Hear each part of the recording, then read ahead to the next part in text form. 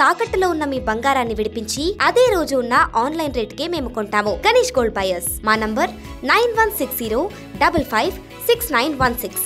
Yes Prakash Goud Kale Yadaiah విచారణ పూర్తి. Gudem Mahipal Banda Krishnamohan enquiry ఎల్లుండికి వాయిదా. పార్టీ ఫిరాయింపులపై కొనసాగుతున్న స్పీకర్ గడ్డం ప్రసాద్ విచారణ 6వ తేదీ వరకు అసెంబ్లీ ప్రాంగణంలో ఆంక్షలు.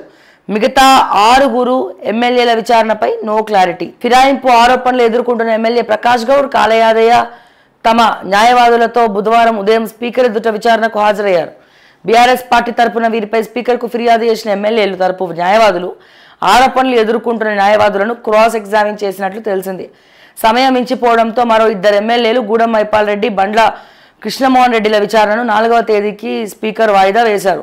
అంటే ఏ రకంగా చేసి ఉంటారు మా స్పీకర్ సార్ విచారణ? ఈయన కాంగ్రెస్సే, వాళ్ళు కాంగ్రెస్ కండువా కప్పుకున్నోళ్ళే. మళ్ళీ ఏమంటారు, అది జాతీయ జెండా అంటారు. 3 రంగుల జెండా, అది కాంగ్రెస్ జెండా కాదు అంటారు. మరి కాంగ్రెస్ జెండా మార్చిదా మరి? సో విచారణ మరి ఏం విచారణ, ఏం చేస్తారు విచారణలో? ఏ రకంగా కొనసాగుతుంది విచారణ?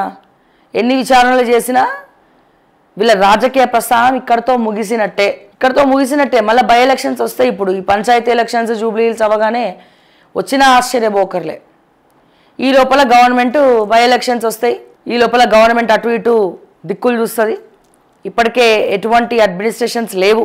కానీ ఇప్పుడు ఇది ఒక పరిస్థితి అయిపోయింది. ఇప్పుడు ఏమంటాం, ఇది ఒక ఎలక్షన్స్ తోటి ఒక 3-4 ఏళ్ళు అయిపోతుంది, గవర్నమెంట్ మారుతుంది. ఈ లోపల రాజగోపాల్ రెడ్డి లాంటి వాళ్ళు కుంపడి పెట్టారనుకోండి. మొన్న అనిరుద్ధ్ రెడ్డి కూడా ఒక వీడియో రిలీజ్ చేసిండు కదా, చూసే ఉంటారు మీరు. ఒక ఫార్మసీ కంపెనీకి సంబంధించింది, అది ఎట్లుంటుందో చూస్తామని చెప్పి. ఇక్కడ అంటే వీళ్ళు బ్లాక్మెయిల్ చేస్తున్నారు అనుకోవాలా, లేకపోతే నిజంగానే ఫెయిర్గా ఉన్నారు అనుకోవాలా, ఏమనుకోవాలి? బట్ రాజగోపాల్ రెడ్డి గారితో 17 మంది అయితే చేతులు కలిపినరు అసంతృప్తులు. మరోపక్క మదన్ మోహన్ రావు, ఎల్లారెడ్డి ఎమ్మెల్యే మదన్ మోహన్ రావు మా నియోజకవర్గానికి ఫండులు లేవు అని చెప్పి వరల్డ్ బ్యాంకుకి లేఖ రాసిండు. అంటే అసలు పైసలు లేవు నియోజకవర్గంలో, మా ముఖ్యమంత్రి ఇస్తలేడు. కానీ వరల్డ్ బ్యాంక్ ఏం చేస్తుంది? రాయాల్సింది కేంద్ర ప్రభుత్వానికి, రిజర్వ్ బ్యాంక్కి. అంటే ప్రపంచ స్థాయికి పరువును తీసేసిరు, తెలంగాణ పరువును వీళ్ళు. సో ఇట్లా ఈ అసంతృప్తులు అన్నారు ఏకమైనారు అనుకోండి, రేవంత్ రెడ్డి కుర్చీ కింద కష్టమే. వీళ్ళందరూ కలిసి బాంబు పెట్టచ్చు. సో మరి మీనాక్షి నటరాజన్ ఏం చేస్తున్నట్టు, పార్టీ హైకమాండ్ ఏం చేస్తున్నట్టు, అసలు ఆవిడ ఇక్కడికి ఎందుకు వచ్చినప్పుడేమో ఈమె ఫ్లైట్లో రాలే, ట్రైన్లోనే వచ్చింది, లగేజీలు కూడా ఆమెనే మోసుకుంది అని చెప్పి జోరుగా మాలాంటి వాళ్ళం కూడా మేము ప్రచారం చేసినాం కదా. కానీ ఈ కాంగ్రెస్లో ఈ కొట్లాటలు పంచాయతీలు ఏంది, ఈ అసంతృప్తుల సంగతి ఏంది? ఇష్టం వచ్చినట్టు దోసుక తింటా ఉంటే మరి మీనాక్షి నటరాజన్ గారు కళ్ళు మూసుకున్నారా?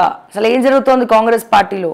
ఏమో డిసెంబర్ తర్వాత మరి రాజగోపాల్ రెడ్డి గారి అనౌన్స్మెంట్లు ఎట్లుంటాయో తెలియదు, ఏ రకంగా ఉండబోతున్నాయో.